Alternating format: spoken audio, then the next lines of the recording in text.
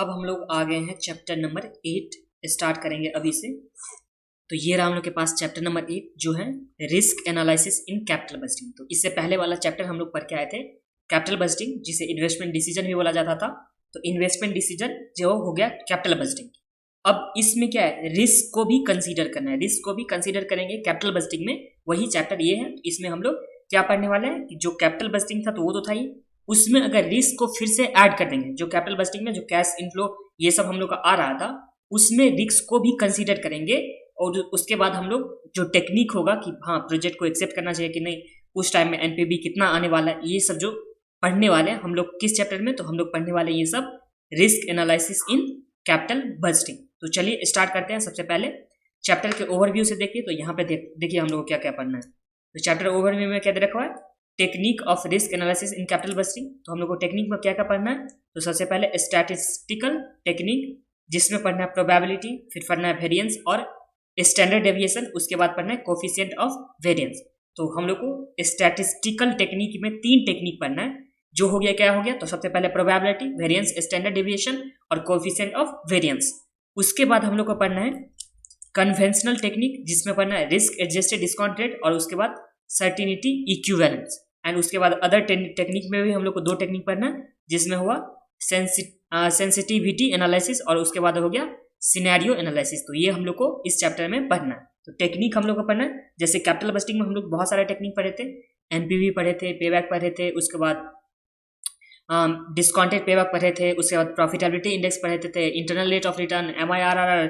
तो ये सब जितना भी हम लोग पढ़े थे, modified rate of return, modified internal rate of return, MIRR। तो ये सब जो भी टेक्निक पढ़े थे उसी तरह से ये चैप्टर क्या है, तो risk analysis in capital budgeting. तो यहाँ पे रिस्क को कंसीडर किया जाएगा कैपिटल बजटिंग में। और इसमें हम लोग जो टेक्निक पढ़ने वाले वो हम लोग को 3 कैटेगरी में दे रखा हुआ था, जो हम लोग अभी देखे थे।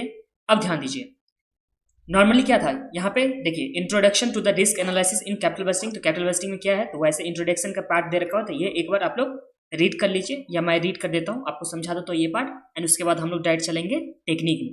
ओके देखिए, while discussing the capital budgeting technique in chapter number 7, तो इससे पहले वाला जो चैप्टर था, we have assume that the investment proposal do not involve any risk. तो यहाँ पे उस टाइम में हम लोग ये एज्यूम किए थे कि रिस्क उसमें कुछ भी नहीं होता है। जब हम लोग कैपिटल बजटिंग पढ़े थे तो उसमें हम लोग एज्यूम क्या कहते हैं कि उसमें रिस्क नहीं होता है। And cash flow of the project are known with certainty. और कैश फ्लो जो होने वाला था वहां पे उस टाइम में हम लोग क्या मान लेते थे कि सर्टेन होने वाला था। जैसे एग्जाम्पल के लिए ये देखिए, 0 ईयर में आउटफ्लो होता था, क्या होता था, आउटफ्लो होता था कुछ ना कुछ, मान लेते हैं इस केस में 5 लाख हो रहा है। फिर ईयर 1 2 3 4 5 इस तरह से इनफ्लो होता था। मान के लोग यहाँ पे 2 लाख, फिर यहाँ पे 1 लाख, यहाँ पे 1.5 लाख, यहाँ पे 2 लाख, यहाँ पे 1 लाख। तो उस टाइम में हम लोग रिस्क जो कैपिटल बजटिंग था उसमें रिस्क को कंसीडर नहीं करते थे। प्लस में जो इनफ्लो होने वाला था, जो 2 लाख 1 लाख फिर 1.5 लाख 2 लाख फिर 1 लाख जो इनफ्लो होता था, वो भी हम लोग मानते थे कि इनफ्लो भी सर्टेन है। बट जब हम यहाँ पे हम लोग क्या पढ़ रहे हैं चैप्टर, तो risk analysis in capital budgeting, तो इसमें हम लोग देखेंगे कि जो रिस्क होगा वो भी रिस्क को भी कंसीडर करेंगे। प्लस में जो इनफ्लो होगा तो वहाँ पे सर्टेनिटी फैक्टर में हम लोग प्रोबेबिलिटी कुछ ना कुछ होगा तो वो प्रोबेबिलिटी भी हम लोग कंसीडर करेंगे, या सर्टेनिटी फैक्टर को हम लोग कंसीडर करेंगे। मतलब यहाँ पे जो इनफ्लो होगा वो सर्टेन नहीं होगा, उस पर कुछ ना कुछ प्रोबेबिलिटी लगाएंगे, उस पर कुछ ना कुछ संभावना लगाएंगे। तो वो हम लोग का इस चैप्टर में पढ़ना है। अब देखिए आगे क्या बोला, this assumption was taken to simplify the understanding of the capital budgeting. तो यहाँ पे अंडरस्टैंडिंग के वजह से वहाँ पे सिंपली कंसीडर किया गया था ये एजम्पशन कि हाँ उसमें रिस्क भी नहीं होता है, फिर कैश फ्लो जो होगा वो भी सर्टेन होने वाला है।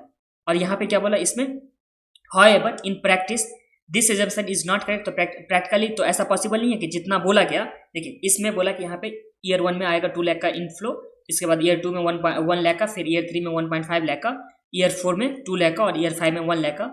ये हम लोग कंसीडर किए थे कैपिटल बजटिंग में। बट एक्चुअल में जितना जितना उसमें क्या किया, एजम्पशन लिया कि हाँ इतना इतना आउटफ्लो इनफ्लो आ सकता है, उतना उतना इनफ्लो तो यहाँ नहीं आएगा। एक्चुअल में तो उतना नहीं होगा ना जितना एस्टिमेट किया गया था कि हाँ इतना इतना इनफ्लो आ सकता है। बट एक्चुअल में उससे ज्यादा भी आ सकता है, उससे कम भी आ सकता है, उतना भी आ सकता है। तो ये एक्चुअल के अगर एक्चुअली में देखा जाए तो यहाँ पे इस तरह से तो नहीं आ सकता कि जितना बोला उतना ही आएगा। तो हम लोग इस चैप्टर में वही कंसीडर करने वाले हैं कि जितना प्रोबेबिलिटी होगा वो प्रोबेबिलिटी से हम लोग मल्टीप्लाई करेंगे।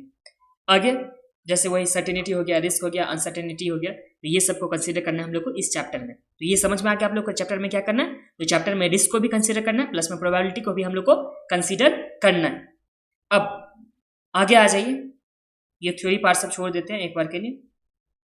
अब यहाँ देखिए, ये दे रखा हुआ हम लोग के पास क्या, तो technique of risk analysis in capital budgeting. तो यहाँ पे हम लोग को टेक्निक दे रखा हुआ है risk analysis in capital budgeting में, जिसमें टेक्निक में 3 तरह का टेक्निक था। टेक्निक ऑफ रिस्क एनालिसिस, इसमें था सबसे पहले स्टैटिस्टिकल टेक्निक, जिसमें था प्रोबेबिलिटी, फिर वेरिएंस और स्टैंडर्ड डेविएशन। तो प्रोबेबिलिटी हम लोग जैसे पढ़ के आए थे उसी तरह से प्रोबेबिलिटी हो गया, फिर वेरिएंस, स्टैंडर्ड डेविएशन, फिर कोएफिशिएंट ऑफ वेरिएशन। तो ये हम लोग का क्या आ गया, तो स्टैटिस्टिकल टेक्निक में आ गया। फिर कन्वेंशनल टेक्निक में क्या दे रखा था, यहाँ पे रिस्क एडजस्टेड डिस्काउंट रेट और उसके बाद सर्टेनिटी इक्विवेलेंस, ये हम लोग को पढ़ना है। एंड उसके बाद अदर टेक्निक में क्या पढ़ना है, तो अदर टेक्निक में सेंसिटिविटी एनालिसिस और उसके बाद सिनेरियो एनालिसिस। तो इस तरह से हम लोग को टोटल कितना टेक्निक पढ़ना है, तो ये हो गया प्रोबेबिलिटी 1, फिर ये 2, ये 3 और ये 4 और ये 5 और 6 एंड 7। तो हम लोग को अभी 7 टेक्निक इसमें पढ़ना है।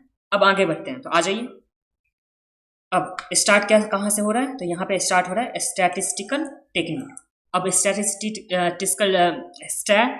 स्टैटिस्टिकल टेक्निक में सबसे पहला क्या पढ़ेंगे हम लोग, प्रोबेबिलिटी।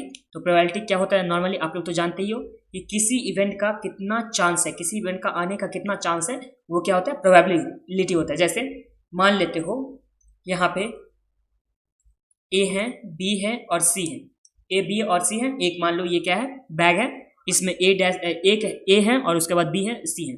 अगर आप इसमें से निकालने जाओगे तो ए भी आ सकता है, बी भी आ सकता है, सी भी आ सकता है। तो ये चांस बन जाता है ना कि हाँ ए आने का कुछ चांस हो जाएगा, फिर बी आने का चांस हो जाएगा, सी आने का चांस हो जाएगा। तो यही प्रोबेबिलिटी होता है जो हम लोग मैथ्स में स्टैट में पढ़ के आ चुके हैं। तो ये हम लोग का प्रोबेबिलिटी हो गया। अब देखिए इसे एक एग्जाम्पल से समझते हैं। अब एजम्पशन क्या लिया गया है यहाँ पे कि बेस्ट गेस हो सकता है, फिर हाई गेस हो सकता है और लो गेस। तो 3 गेस हो सकता है। उस तीनों में क्या हो सकता है, कैश फ्लो आ सकता है। अगर बेस्ट गेस होगा तो उस टाइम में कैश फ्लो कितना है, 3 लाख, और उसके बाद 2 लाख हाई गेस में, और लो गेस में कितना है, 1.2 लाख, मतलब 1,20,000। और इसका हम लोग को क्या दे रखा हुआ, प्रोबेबिलिटी दे रखा हुआ। तीनों ही केस में हम लोग को क्या दे रखा हुआ है, प्रोबेबिलिटी की बेस्ट गेस आने का 0.3 प्रोबेबिलिटी है। उसी तरह से हाई गेस आने का कितना है, 0.4 प्रोबेबिलिटी है। और उसी तरह से लो गेस का हम लोग का प्रोबेबिलिटी दे रखा हुआ है 0.1 है। तो ये तो हम लोग का प्रोबेबिलिटी हो गया। और एक बात आप लोग हमेशा याद रखिएगा कि प्रोबेबिलिटी को हम लोग पी आई लिखते हैं, और इस प्रोबेबिलिटी का टोटल हमेशा कितना होता है, तो 1 होता है। Summation of probability is equal to कितना होता है, तो हमेशा 1 होता है। ये आप लोग याद रखिएगा। वैसे भी आप लोग को याद होगा ही, मैथ्स में पढ़ के आया है। यहाँ पे समेशन ऑफ प्रोबेबिलिटी ये क्या होता है, हमेशा 1 होता है। टोटल प्रोबेबिलिटी कितना होगा, तो ये 1 होगा। अब इसमें आ जाइए।